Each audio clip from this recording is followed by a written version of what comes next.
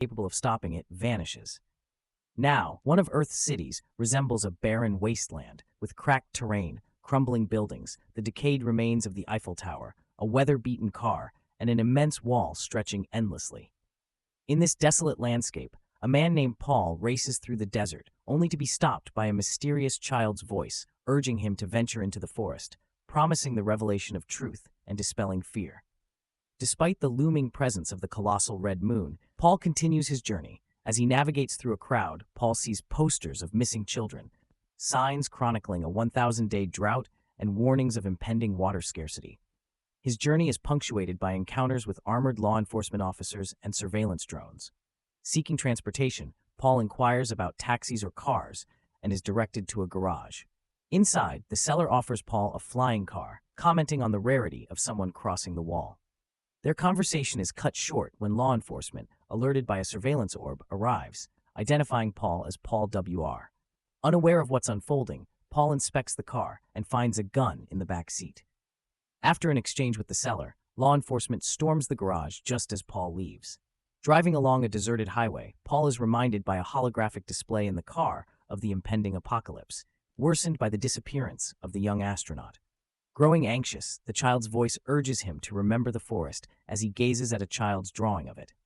During his drive, Paul notices a flash in the side mirror but is distracted by the car's malfunctioning. Forced to stop, he discovers the breakdown is due to a helium-3 battery failure. Disheartened, Paul confronts a surveillance orb up close. In a moment of panic, he retrieves his gun and fires unsuccessfully, then injects himself with a syringe before finally hitting the target on the third attempt. Amidst the wreckage, a girl on an expansive screen talks about the inexhaustible energy source, Lumina. Paul maneuvers the car to a dilapidated gas station, navigating through the rubble. He enters the establishment via a path lined with graves and spots a peculiar vehicle in the distance. Hastening his steps, he inadvertently collides with the gas station's entrance. Inside, he meets the girl, who informs him that the broken battery would be exorbitantly expensive to replace and unavailable for 3 days. Paul shows the girl a picture of the forest, asking if it stirs any memories. The girl, visibly surprised, denies recognizing it.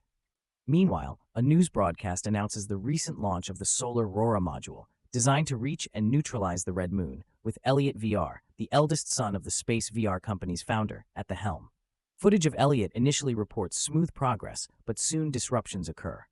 Elliot's urgent pleas to return are denied by duty-bound officials, leading to his desperate cries before the signal abruptly cuts off. Overwhelmed, Paul steps out into the turbulent street, where he finds scattered debris. He retrieves a magazine, triggering poignant childhood memories of his father's attempt to confront their dying mother and his own encounter with a mysterious red lightning bolt. As he flees across mirrored surfaces, he returns to reality in his car. His trembling hand reaches for a syringe, but the child's voice intervenes, advising against its use and questioning his father's authority. As the news forecasts an impending storm, the girl puts on headphones, immersing herself in music. When she removes them, the broadcast continues discussing the red moon while she develops photographs. The news mentions a lack of updates on Paul W.R., and seeing his face on television, the girl realizes his connection to the battery issue. Exiting the trailer, she encounters her father, who implores her to stay home, resigned to their inevitable fate. Undeterred, the girl rebuffs his plea and leaves. Elsewhere, children gather beetles and notice a swiftly descending object leaving a smoky trail. It crash lands nearby, piquing their curiosity. Upon opening the hatch, they are confronted by the bloodied visage of an astronaut. Meanwhile, Paul spreads out maps on the car hood and eagerly scans for information. The girl approaches, offering a can of food. He inquires about his battery, and she informs him it's still unavailable. Recognizing him, she acknowledges his potential to save them, a notion Paul vehemently denies. Despite his reluctance, the girl pleads to accompany him when he departs, but he brushes her off. In an evening news segment, Paul W.R. appears again as a subject of a search, urging people to report any information. In the background, the girl manipulates a space card. Meanwhile, Elliot awakens in the hospital, learning of his miraculous revival after his heart stopped beating for hours due to DNA alterations from the magnetic field. Elliot's father visits him, reassuring him of his innocence in the mission's failure. As Elliot reflects on his last memories before death, he recalls a summer spent with his mother by the lighthouse, where he considered jumping off a cliff to save her. He remembers encountering Paul, who suggested helping in her rescue and vowed to find his brother. Despite his father's indifference, Elliot's resolve remains steadfast. Meanwhile, Paul searches a car junkyard for a functioning battery, unaware that the girl is observing him through a rifle scope. A sudden siren blares, causing Paul to flee from approaching law enforcement. He evades them among the wrecked cars and seeks refuge in a bathtub filled with water, submerging himself to avoid detection as the officers investigate. Elsewhere, the girl adjusts her aim towards the commotion and witnesses the officers apprehending and shooting an unknown individual emerging from hiding. As Paul hastens away from the danger, determined to avoid the authorities, the girl's father enters the trailer and notices printed photos of his wife. Upon her return, the girl finds her father setting fire to their home and the cherished photographs. Tearfully, she questions his actions, and he confesses his desire to erase all reminders of her. The following morning, a limping figure arrives at the gas station, revealed to be Elliot VR, who engages with the girl's father. Elliot claims to have received a signal and presents a photo of Paul, but the father denies knowing him. Meanwhile, Paul seizes the opportunity to acquire the helium-3 battery for his vehicle, observed from afar by the girl. During their conversation, Elliot taps into the father's thoughts, leading him to a tragic end witnessed by his daughter. As the distraught girl flees, she narrowly avoids colliding with Elliot on the street and notices the open hood of Paul's car. She continues her desperate sprint while Elliot releases a scout robot. On the roadside, the girl collapses in despair, sensing her vulnerability. Paul decides to take her along, but their departure is overshadowed by the scout robot's appearance. Meanwhile, Elliot arranges for a helium-3 battery delivery at the gas station. As Paul and the girl pause in the middle of the road, he warns her of the impending danger. Despite her attempts to coerce him into heading south to reunite with her mother, who fled their abusive household, Paul eventually agrees. They embark on their journey together. Paul gazes at a picture of the forest, reminiscing about childhood, and becomes engrossed in drawing in his notebook when his elder brother's frantic call for their father disrupts his moment, mistaking Paul's creative fervor for something else. Amid the commotion, their father intervenes, confiscating the notebook. Undeterred, Paul whispers that she wants to tell him something. In the next scene, a young Paul sits by the ocean, sketching once more as his brother approaches. He shares unsettling dreams with his elder sibling, expressing a profound sense of disconnection and emotional numbness. Elliot reassures him that it's just a dream. Longing for a maternal connection, Paul asks about their mother's feelings, and Elliot affirms that she does care. Awakening in the back seat, the girl notices they are still on the road. She moves to the front seat and tries to start a conversation with Paul, who interrupts her discontentedly. Mentioning her driving skills, she discovers a gun and a magazine in the car. While reading her horoscope, the car begins to lose control, and the onboard computer alerts them to an approaching checkpoint. At the checkpoint, scanners and law enforcement officers are present, with one monitor displaying a photo of the wanted Paul. The girl drives, pretending to be a vendor selling exclusive umbrellas, but the officer remains suspicious and begins to inspect the vehicle. Paul, crouching and maneuvering around the car to avoid detection, distracts the officer with an umbrella, allowing them to return to the car and leave the checkpoint. Upon reaching a cafe in search of food and a phone, they find that there is no food available, as the woman behind the counter's husband is out grocery shopping. The only item on offer is jelly, reserved for a special occasion. Paul contacts his father, asking about his brother, but the father's reassurance is contradicted by a child's voice claiming otherwise. Paul tries to explain the red moon's indestructibility to his father, but his father refuses to listen. He recounts his attempts to cure his ailing mother against her wishes. During the conversation, Paul hears a noise and turns to see a law enforcement officer. A struggle ensues, with Paul at a disadvantage due to the officer's armor. Eventually, Paul finds himself cornered near a freezer containing a deceased man's body. The girl intervenes by shooting at the officer, though she misses. The distraction allows Paul to incapacitate the officer with a plank, and they quickly flee the scene. On the road, tearful, the girl suggests a new name for Paul, Maurice, believing it essential for their plan's success. She urges him to explain the situation, prompting him to do so. To reveal the full story, Paul explains that as a child, he experienced inexplicable visions that he couldn't understand. These visions led him to question the moral integrity of his father's project, which aimed to extract lumina from the red moon. Paul began his own research, discovering the moon's crucial role in Earth's history and its impact on the planet's ability to support life. Despite presenting his findings to his father dismissed them and chose to medicate him instead. As Paul reminisced about his childhood, they arrived at a highway littered with abandoned supermarket carts. The girl excitedly found tin cans, calling them the second part of her plan. Meanwhile, Paul, lost in thought, spun a syringe before tossing it into one of the carts. Unbeknownst to them, a scout robot found its way into the cart with the syringe. Back in the car, the girl continued her questions about the red moon. Paul explained that the moon viewed humanity as a threat and sought Earth's destruction. During their conversation, the girl dyed Paul's hair, but he was not pleased with the result.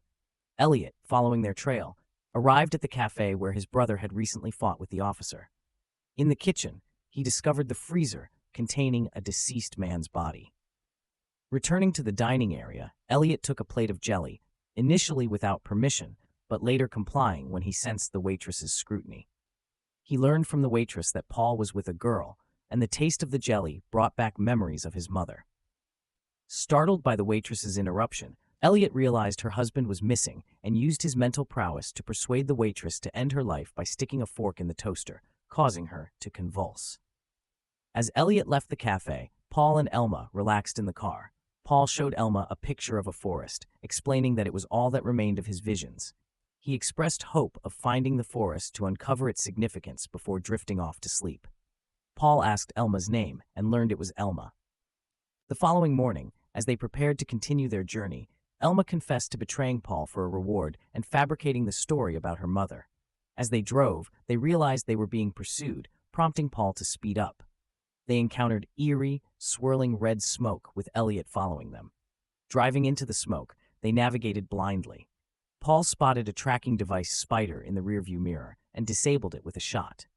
With the scout robot neutralized, Elliot loses sight of their car, and the chase is momentarily broken. They come across an abandoned movie theater, and upon entering, find a cinema hall with a screen. When they turn on the lights, a film starts playing, depicting extinct animals from the country. Elma is astonished to learn that Paul had seen many of these animals alive. The film then shows the forest Paul has been desperately searching for, but he realizes it's just a movie scene, not a solution to his quest. Despite Elma's insistence that it must be important, Paul asks her to leave.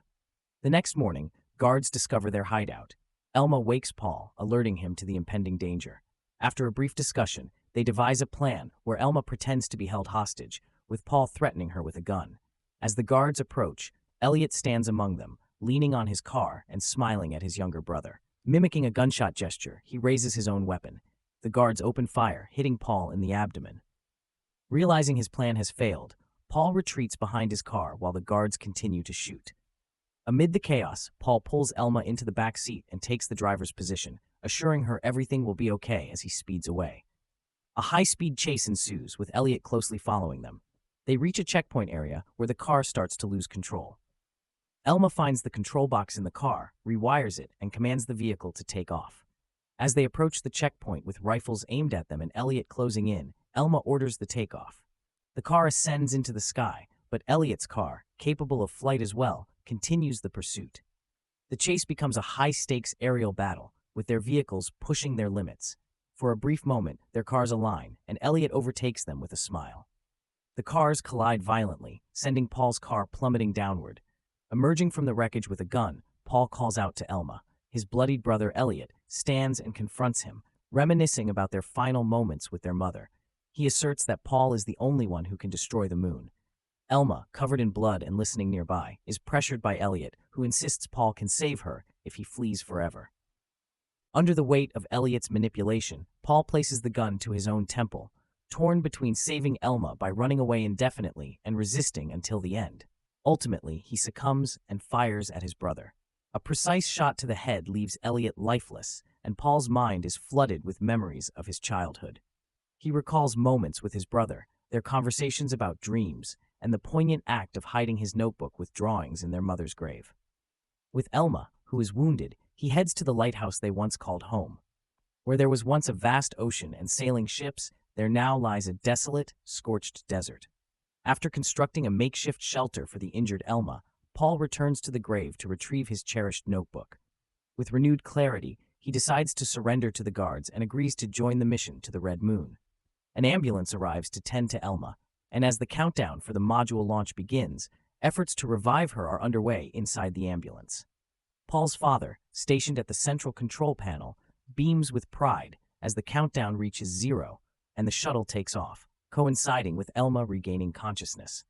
As the shuttle ventures toward the red moon, seen as humanity's last hope, Paul requests manual control to navigate through the magnetic field towards the moon. Meanwhile, Elma finds the notebook with drawings in her pocket and begins exploring its contents.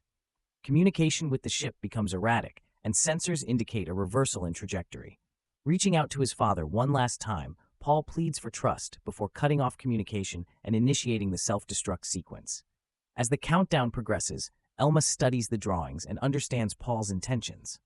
A brilliant flash fills the sky, leading to a massive explosion. Elma realizes she has interpreted everything correctly. The red moon changes its orbit, moving away from Earth. Among the drawings, she finds one depicting herself with an umbrella. Thunder rumbles, signaling imminent rain, and nearby lies an umbrella. Thank you for watching the video. If you like the video, like, share, subscribe, and comment your feedback. Thank you.